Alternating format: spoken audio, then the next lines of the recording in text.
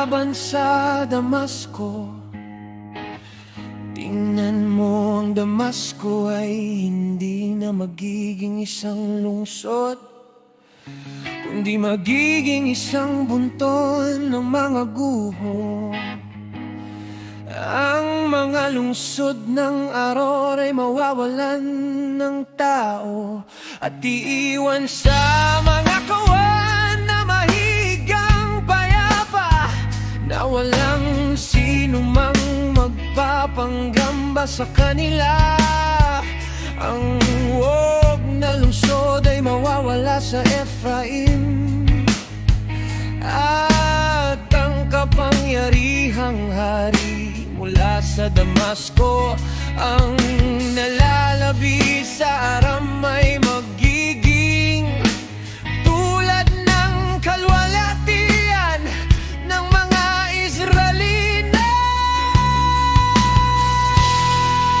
Sabi ng Yahweh makapangyarihan.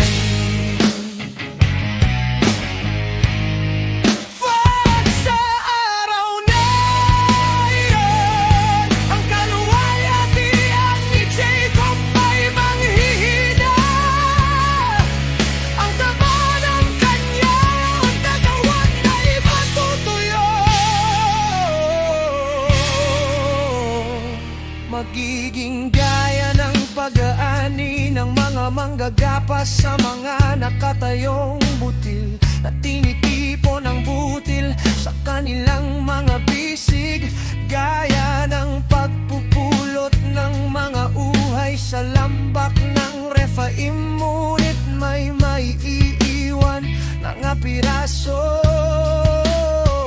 gaya ng pagpalo sa isang puno ng olibo, na nag-iiwan ng 2 o 3 olibo sa pinakamataas na mga sanga, 4 o 5 sa mga masagana sa bunga.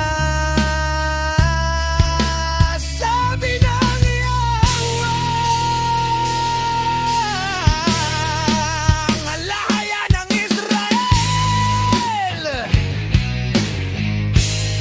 sa araw na iyon, ang mga tao ay titingin sa kanilang mahilikha at ititingin ang kanilang mga mata sa banal ng Israel.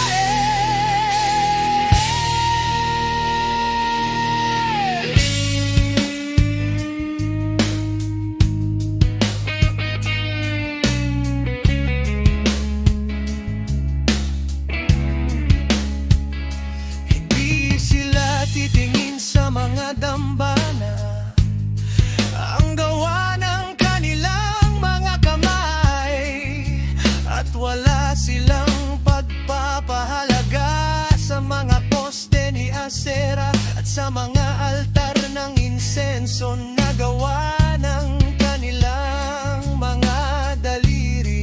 Sa araw na iyon, ang kanilang mga matatag na lungsod na kanilang iniwan dahil sa mga Israelita ay magiging tulad na mga lugar na pinabayaan sa mga masingsing damo at mga sukalat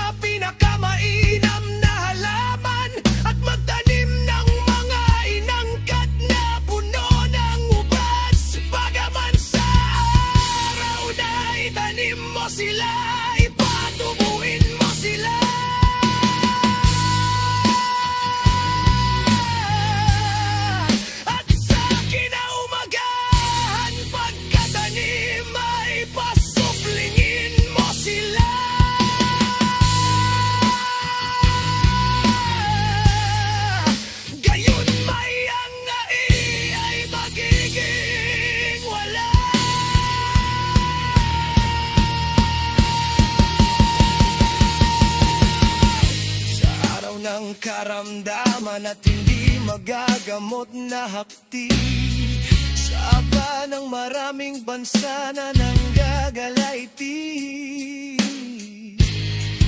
nanggagalaiti sila gaya ng